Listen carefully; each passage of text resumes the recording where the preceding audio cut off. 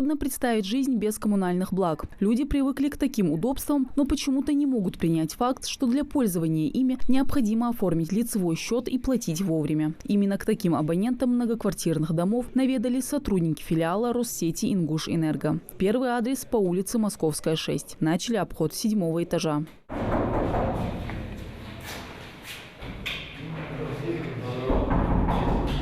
На стук в дверь никто из жильцов не реагирует. Действительно ли дома никого нет или просто игнорируют, не узнать. Сотрудники Россети «Северный Кавказ» проверяют счетчики. Отключайте все счеты.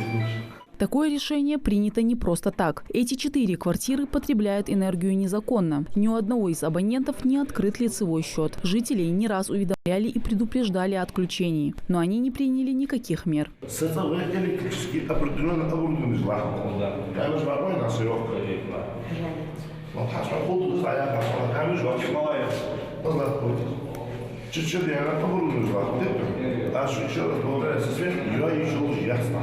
Жители негодуют, ведь отключение от энергопотребления принесет большие неудобства для них. Но сотрудники «Ингушэнерго» повторяют, необходимо все оформить по закону. Тогда у них будет возможность пользоваться коммунальными благами. Ситуация на этом этаже немного иная, чем выше. Из 4 квартир 3 отключили от потребления энергии за отсутствие лицевого счета, а у одного абонента он есть. Как и квитанция о своевременной оплате. На очереди 5-й этаж.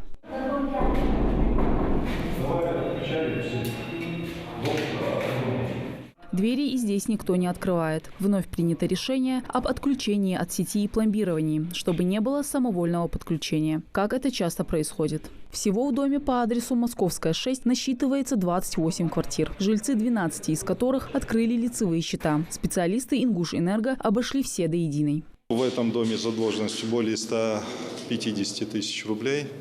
Это, соответственно, с 12 квартир. Остальное потребление у нас идет бездоговорное. Следующий по плану – многоквартирный 70-й дом по Московской. Ситуация аналогичная, как и по прошлому адресу. Двери сотрудникам открыли пару человек. Они заверили, что сделают все необходимое, чтобы законно подключиться к энергоресурсам.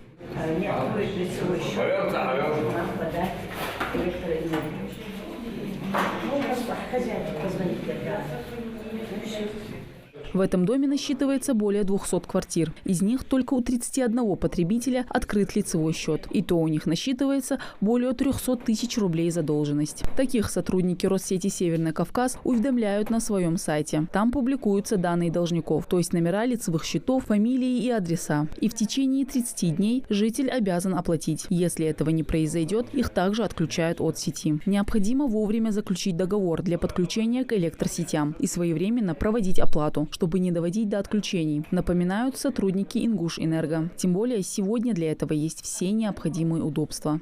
Мы сегодня можем, если у человека есть право собственности на домовладение, копия паспорта и ИНН-СНИЛС, он пишет там же заявление на установку прибора учета и на открытие лицевого счета. Мы незамедлительно откроем им лицевой счет. Такие рейдовые мероприятия проводятся сотрудниками филиала Россети «Северный Кавказ» регулярно. На очереди у них еще несколько многоквартирных домовладений. Мадина Цора, Асхаб Белакиев. Новости 24.